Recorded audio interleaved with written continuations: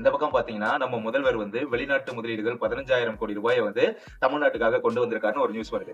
இன்னொரு பக்கம் பாத்தீங்கன்னா, இந்தியால இருந்து கிட்டத்தட்ட 2,00,000 கோடி வெளிநாட்டு முதலீடுகள் வெளியேறி இருக்கு அப்படின்ற ஒரு நியூஸ் வருது. இது 2த்துல எது உண்மை, எது பொய்? ஒரே குழப்பமா இருக்குல்ல? வீடியோவ லைக் பண்ணிட்டு பேஜ ஃபாலோ பண்ணிக்கோங்க. இத பத்தி கொஞ்சம் டீடைலா பார்க்கலாம். பொதுவா வெளிநாட்டு முதலீடுகளை நம்ம வந்து 2 வகையா பிரிக்கலாம். ஒண்ணு வந்து எஃப்டிஐ அப்படின்னு சொல்லுவாங்க. Foreign direct investments.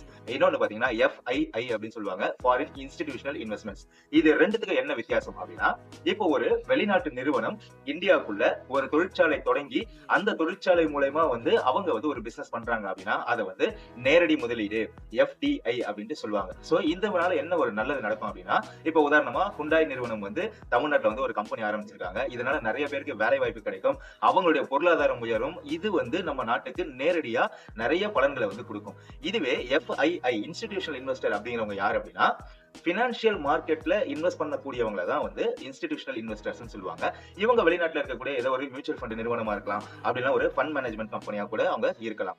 இதுல வந்து எஃப்ஐஐ வந்து பினான்சியல் மார்க்கெட்ஸ்ல எப்பெல்லாம் வந்து ஸ்ட்ரென்த்தா இருக்கோ அப்ப வந்து இன்வெஸ்ட்மெண்ட்ஸ் பண்ணுவாங்க.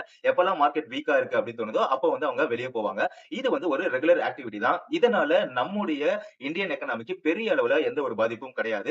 மார்க்கெட்ல இன்வெஸ்ட்மெண்ட் பண்ணவங்களுக்கு மட்டும்தான் இதனால வந்து பெரிய அளவுல அந்த இம்பாக்ட் இருக்கும். பட் இதுவே எஃப்டிஐன்னு சொல்லக்கூடிய அந்நிய நேரடி முதலீடுகள் வெளியே போகும்போது நேரடியாவே நம்முடைய பொருளாதாரத்துக்கு மிகப்பெரிய பாதிப்புகள் இருக்கும். இதுதான் இந்த எஃப்டிஐ அண்ட் எஃப்ஐஐக்கு இருக்கிற மிகப்பெரிய வித்தியாசம்.